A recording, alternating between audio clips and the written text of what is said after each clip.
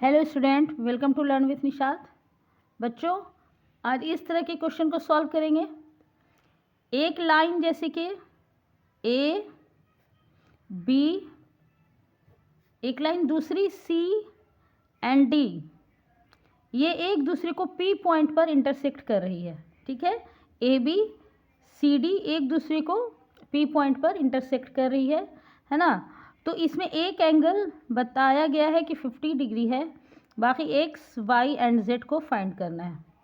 ठीक है, ध्यान से देखें diagram. A B C D एक दूसरे को इंटरसेक्ट पी पॉइंट पे कर रही है।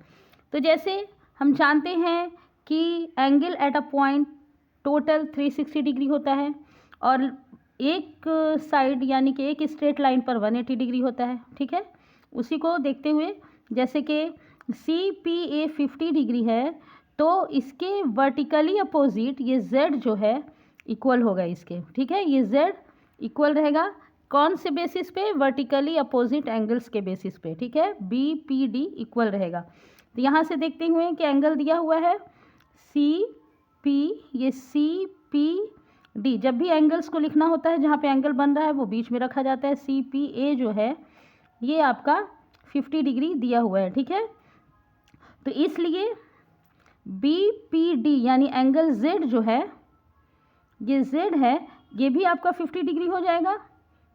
क्यों?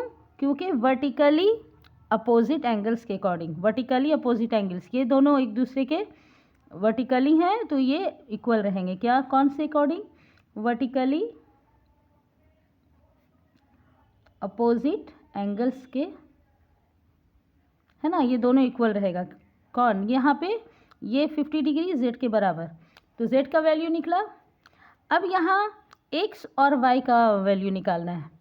जैसा कि हम जानते हैं कि ये लीनियर पेयर में है, ए बी सी, ये एक लीनियर पेयर में है, यानी कि ये 50 और ये एंगल एक्स 180 डिग्री के बराबर होना चाहिए लीनियर पेयर के अकॉर्डिंग। जैसे कि एंगल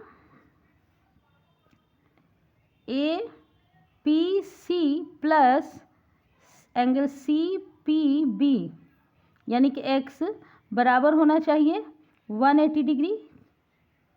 किसके अकॉर्डिंग? लीनियर पेयर के अकॉर्डिंग, है ना, लीनियर पेयर। अब ए पी सी आपका 50 डिग्री है प्लस ये एक्स है, यहाँ पे देखें ये एक्स है और इज इक्वल टू 180 डिग्री। तो x का वैल्यू फाइंड करने के लिए ये पॉजिटिव यहाँ निगेटिव हो जाएगा, इक्वल के इधर जाएगा तो ये निगेटिव हो जाएगा, -50। तो x का वैल्यू निकल गया, इसलिए x is equal to 130 degree. ये x का वैल्यू निकला।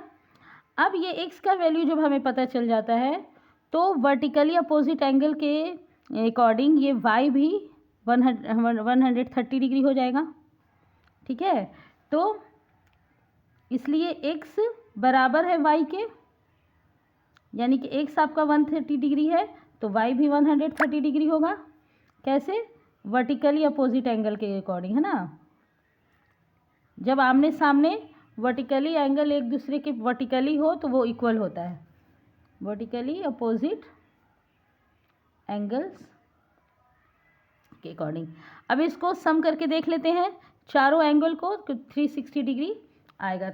सबको सम करके देख लेते हैं, यहाँ पे सम करते हैं, है ना। कौन कौन एंगल? जैसे ये 50 दिया हुआ है, plus X plus Z plus Y is equal to 360 degree. ये एट ए पॉइंट कोई भी एंगल 360 डिग्री का होता है। ठीक है ना। अब ये 50 है, एक्स का वैल्यू निकला। एक्स का वैल्यू क्या है?